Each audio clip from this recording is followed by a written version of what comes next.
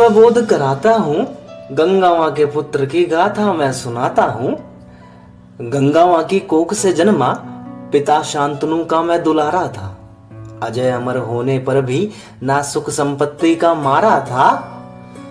वृद्ध पिता के प्रेम प्रसंग पर जब मुझको था ज्ञात हुआ, और पिता के खातिर राजभोग का त्याग किया। नपुंसक मुझको कहने वाले, पितृवचन तुम क्या जान पाओगे, जब एक स्त्री मात के कहने से वृद्ध पिता को घर से भगाओगे। विद्या सिखाने वाले मुझको भगवान परशुराम थे, कि विद्या सिखाने वाले मुझको भगवान परशुराम थे। स्वयं महादेव भी जिसको करते नमस्कार थे। कौरव और पांडवों में ना कभी मैंने भेद किया, कि कौरव और पांडवों में ना कभी मैंने भेद किया, परंतु धृतराष्ट्र पुत्र का सदैव मैंने विरोध किया। क्योंकि छल कपट और अधर्म का रास्ता वह अपनाते थे, क्योंकि छल कपट और अधर्म का रास्ता वह अपनाते थे, और पांडवों का विनाश करने हेतु हर सीमा को वो लांघ जाते थे। अरे 10 दिन तक युद्ध किया, अरे 10 दिन तक युद्ध किया वह गंभीर किया था।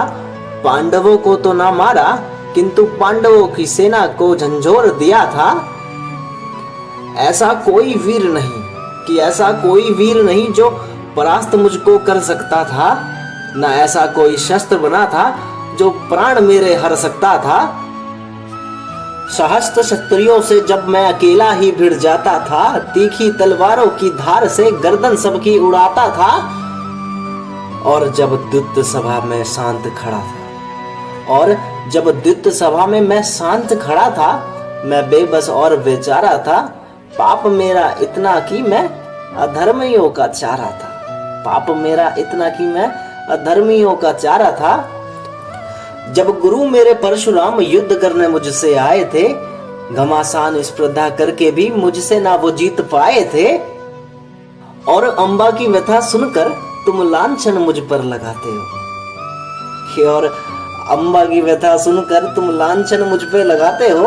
अरे ना समझ पाओगे ब्रह्मचारी जीवन मेरा, कैसे भूल तुम जाते हो। जब कूटनीति प्रयोग करके भी पांडव मुझसे जीत ना पाए थे, जब कूटनीति प्रयोग करके पांडव मुझसे ना जीत पाए थे, लेकर नारायण को स्वयं मेरे दर पर जब आए थे, मृत्यु का मेरी राज बताया, औरत की आड़ में बाढ़ खाया। भीष्म पितामह क्यों कहते हैं मुझको, सबको ये ज्ञात कराया। भीष्म पितामह क्यों कहते हैं मुझको, सबको ये ज्ञात कराया।